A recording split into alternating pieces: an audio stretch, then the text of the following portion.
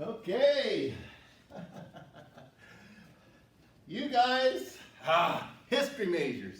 This is the joy of history. It's like panning the whole, surveying the whole of the history of, European intellectual life from the birth of Europe, Boethius, and Augustine, all the way to Dollinger and John Henry Newman. This guy's a wonderful guy to read. I have spent my life reading this guy. He's good. Dollinger I have trouble with, and the assignment today is sort of like to look primarily at Dollinger, but in the video here I'm going to sort of give you both of these guys and see this as the end of the 19th century, the end of our class. Next week, want to review, want to talk, I don't know. I'm going to figure out some way to do this, but let's go on with this. All right. Look at these guys, man. This is them at their height, got their books out, middle-aged guys. All right, good. Now, and look at this. Canonized in October. It just in the fall, just this year. I started looking, I go, look at, he's saint. He's a saint, man. Can't be better than that. Here's his canonization thing. Heart speaks to heart, I think is what that says. Heart speaks to heart. That's that's the passive. I don't know. We'll see.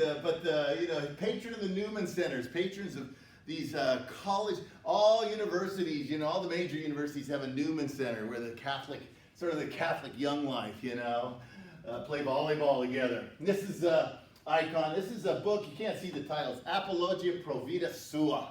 It's his autobiography. Because he converts. He,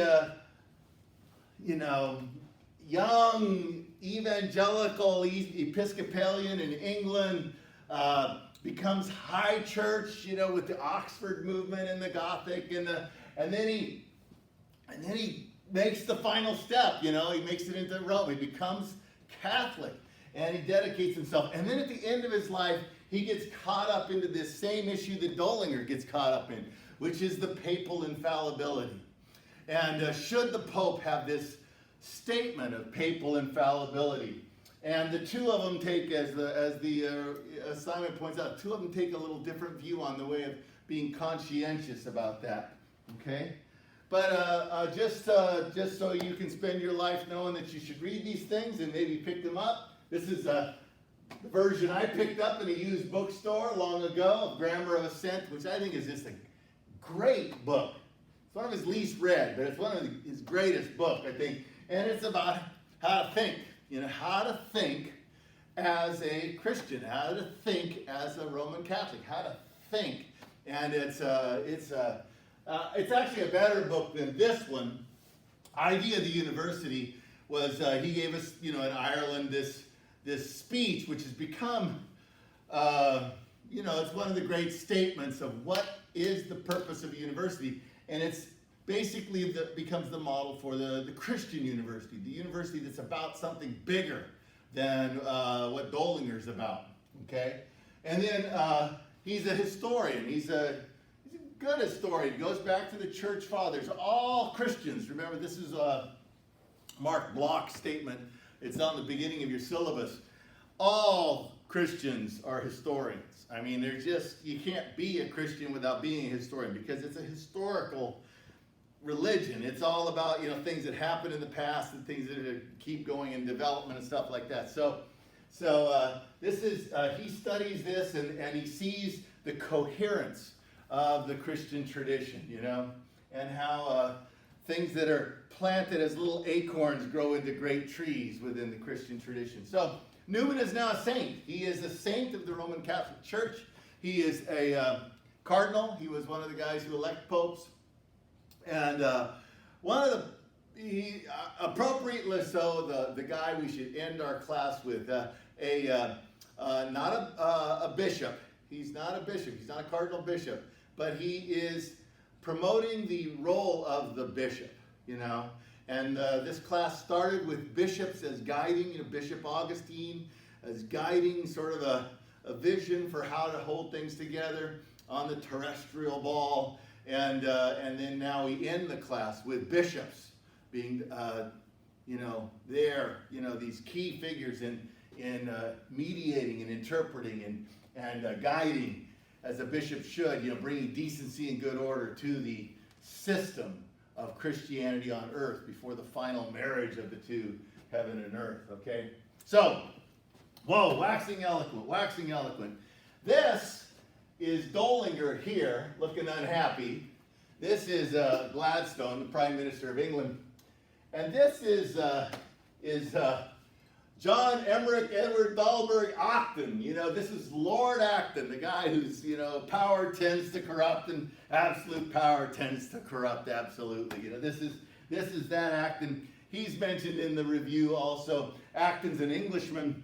And notice they're all like really in the middle of the 19th century, and all dying right there at the beginning of the 20th century. These people are the sort of, Acton is an Englishman who knows German. And see, Newman didn't know German. He couldn't speak German. So there's a German intellectual life that's growing in that German university. And Newman represents something different. It's a British and Catholic Oxford sort of view of the world versus Aristotelian over here, British Oxford Aristotelian view of the world versus this new German, which is this historicist world that we're going to talk about, okay, the Dollinger.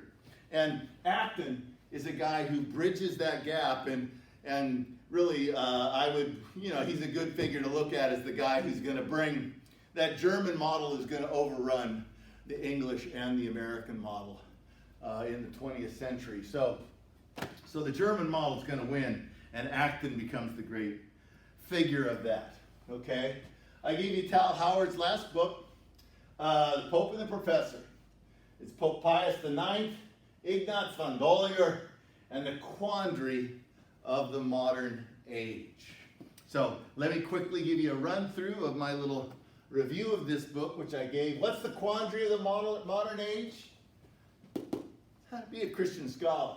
Okay, and so Dollinger, Newman, even Lord Acton, what is it to be a Christian scholar? Okay, and the review is, I think, is easy to read. It's just sort of fun.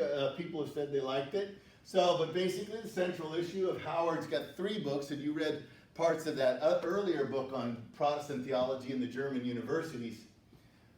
Is the promotion of historicism. In order to be part of the new knowledge industry, which is what this University of Berlin, remember, was creating, old ways of knowing had to be honed in order to conform to new standards. This was true not just in the sciences, but also in any other discipline aspiring to be a department in the university. That's what we talked about last time. Essential to the new historicism was the restriction to explain things without recourse to divine revelation, divine action, or any kind of supernatural intervention. Nature, especially humanity, must be studied as self-contained systems. Howard quotes Dollinger's student, Lord Acton, stating that the creation of the new German science of history, this is a good one, was equivalent to a Copernican revolution. A Copernican revolution.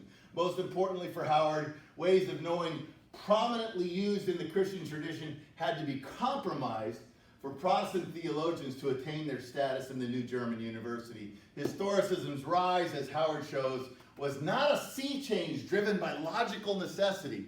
It wasn't obvious to them, and it wasn't a logical necessity. No, it was crafted. It's an industrial revolution, crafted by key people. Dollinger, Lord Acton, these are the key people. And then Newman is pulling back, saying no to this, okay? So that's what I wanted you to get. And then it goes on here, more about Dollinger. And this talks about the 3 books that Tal did. And then how Dollinger embraces historicism and this is that other feature of his books, was that German nationalism is always behind what's going on. And then they have to confront what is the biggest issue of the day, of the era's papal infallibility, the power of the Bishop of Rome. Well, and then I note Newman and Dollinger and their appeals to conscience. Newman appeals to conscience in his in that he's willing to be humble. He's willing to say, I will submit to the tradition. And he is, so therefore he doesn't like willingly jump in to become a proponent of what's called ultramontanism, the rise of the papal authority in the 20th century. But he is willing to see it all along as a fruit of the tree of church history. And so therefore by conscience, he submits to it. See, Dollinger's going to throw the baby out with the bathwater, okay? And then I propose in the end that there's obvious ironies, okay? And this is what we'll close with here right now, is this German nationalism, which especially Dollinger is so excited about. And it's going to be this university-driven nationalism. It's going to lead to, higher and higher. Germany's going to dominate the 20th century. Well, dang it. World War II, this is German nationalism. Okay, German nationalism is not something that just sort of is perfect. And then on the other side is, Dollinger was sure that the papacy has shot itself in the foot with this new Vatican, I and all its papal infallibility, shot itself in the foot, and it's going to become meaningless and irrelevant to modern society. Well, boom! Dollinger's absolutely wrong. Absolutely wrong. Absolutely wrong. So, Dollinger, John Henry Newman, you know which one I like.